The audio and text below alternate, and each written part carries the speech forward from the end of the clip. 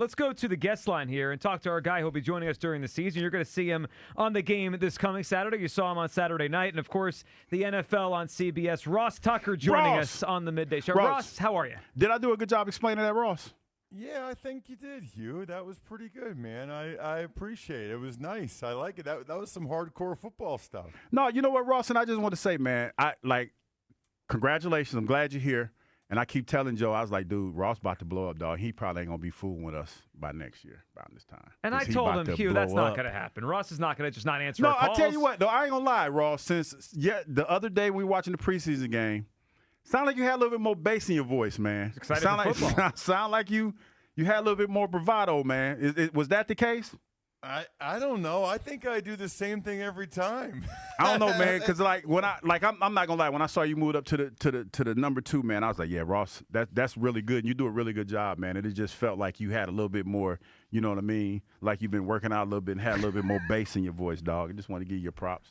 Well, first of all, I appreciate the kind words. I don't know. I think maybe I was just that excited that after 7 months, I'm back in a booth calling games, and I greatly enjoy it. But I can assure you, pretty much no matter what happens, I will always have time for WIP. It's my hometown station.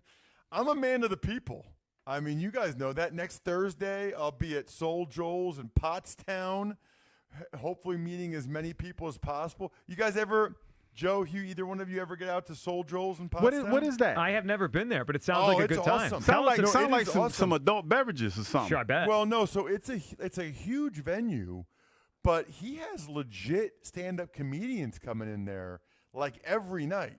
So people have weddings there, and they do other stuff. So it's halfway between Reading, where I'm from, and Philly, and it's awesome. So I'm going to be doing a live show and then taking questions. And then meeting and greeting, that's where the adult beverages can come on. All right. Can come in. Meeting and greeting, whoever is there. It's next Thursday. So the night before the Bengals preseason game, which I'll be doing for CBS, I will be at Soul Joel's in Pottstown. Always a man of the people, guys. Always. Well, we know that, and very much cool. Appreciated, so man. go out much and hang out with Ross next week. All right, Ross, let's talk some Eagles and what we've seen so far this summer, what you saw on Saturday night. But before we get to the players in particular, Ross, big picture, you've seen the evolution here of the NFL preseason from something where Hugh played, and now almost no one of note plays in these games. They just put them in bubble wrap, and they value those joint practices way more, which we'll see the next couple of days with the Eagles and Patriots. Ross, do you like it? Do you get it? Where do you come down? And have we gone too far in one direction where maybe it would be an advantage to get some players out there and have them play and have some reps in the preseason? Where do you come down on the change that's happened over time? So I think we live in an era where I think people are very cognizant of what is more likely to draw criticism. You know, if you think about when Hugh and I were playing, you know, social media wasn't really as impactful. And also, I think that the coaches really believed, and some of the players did, that you needed to get some of that under your belt. I got to be honest with you, and Hugh, maybe you disagree. I kind of think it'd be weird to play in the first game without getting any snaps in the preseason. Now, I think these guys are used to it now. But I don't know. Let's put it this way. I'm glad before my week 1 game with Ian Eagle, Texans-Bills for CBS, I am very glad I get these 3 Eagles preseason games. Very.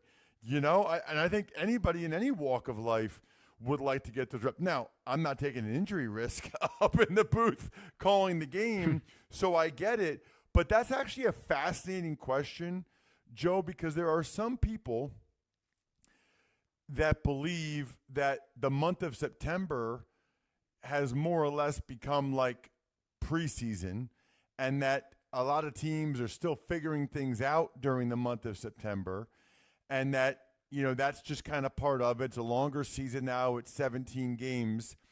But that is a fascinating question. Will someone look at it and say, you know what?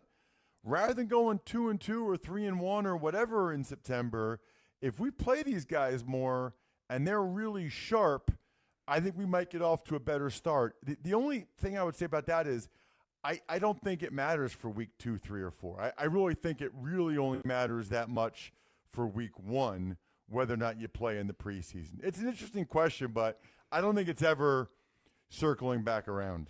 Ross, during the game on Saturday, we played your call yesterday. You referred to Jeremiah Trotter Jr. as a player you think is a starter in the NFL. The question I have on my mind as I watched him and heard you on the call is, will that be here in Philadelphia? Ross, when I watch him, I feel like he could start here, and he could start and get snaps over Jihaad Campbell. Now, I understand Jihaad Campbell was a first-round pick, and he has pedigree, and he has athleticism. Where do you come down on Vic Fangio's decision when this season starts? You know, we imagine Zack Baun's going to play as many snaps as he always does. He's awesome. The spot next to Zack Baun that was Nakobe Dean's last year, how do you think they will deploy that? How do you think they should? And then the whole thing about one guy was a first-round pick, one guy was not, how that factors in. Well, so I don't think that that's as much of a factor as other people do, because the same guy drafted them both. So let's just say, for example, let's say that they decide that they'd rather start Trotter Jr. and he plays really well.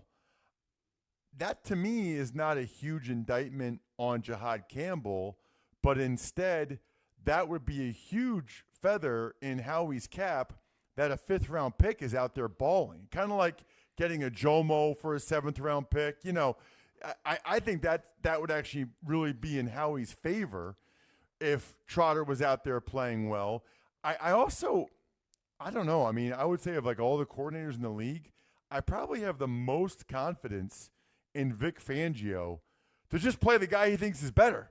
You know, like I don't think Vic really cares about all that other stuff. I think Vic's going to play the guy that he thinks better. What makes this unique is that Campbell has length, speed, and explosiveness that Trotter Jr. does not. And this is only Jihaad Campbell's 4th year playing off-the-ball linebacker. He was an edge rusher in high school, edge rusher his first year at Alabama.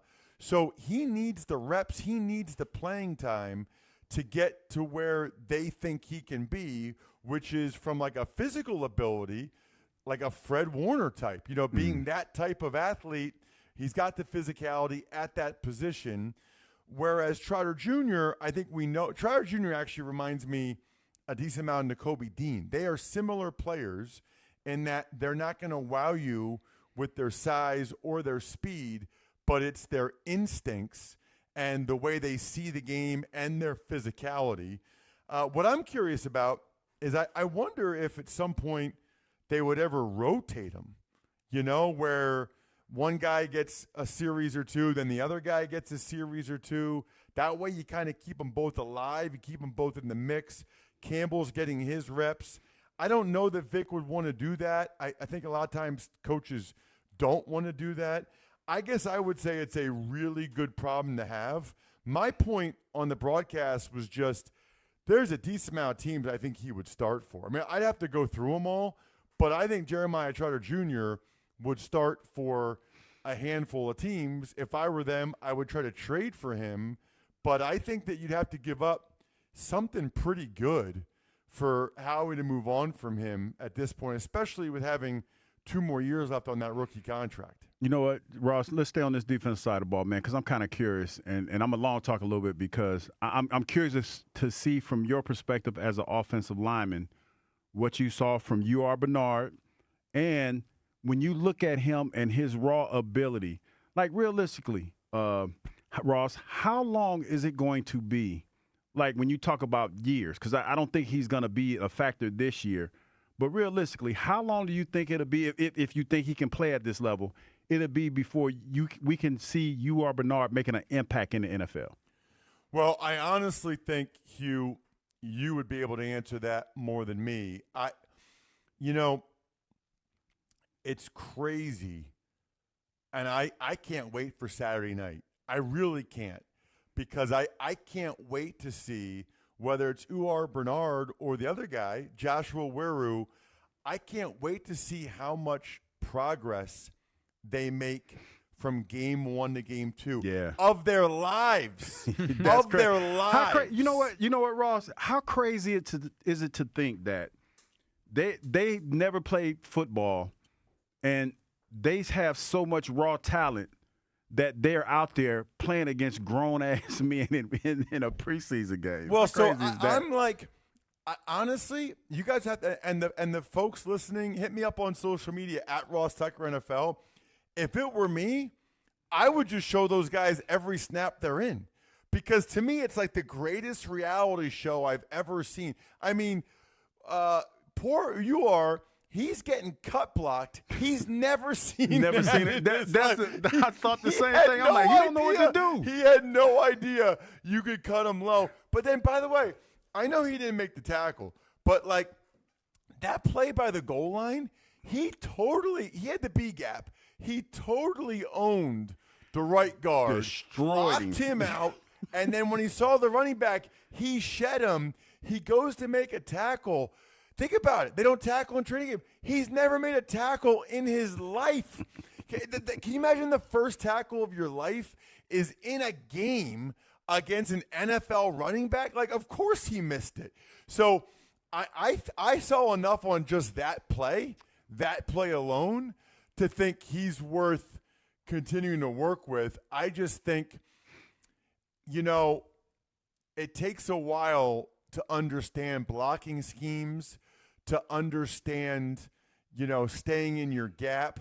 But I thought both those guys flashed some fun things to watch. And, I mean, like, how about Weru? You see the play where he's supposed to have contain, and the tackle hooks him, and as he's fighting to get back out to contain, he gets pancaked.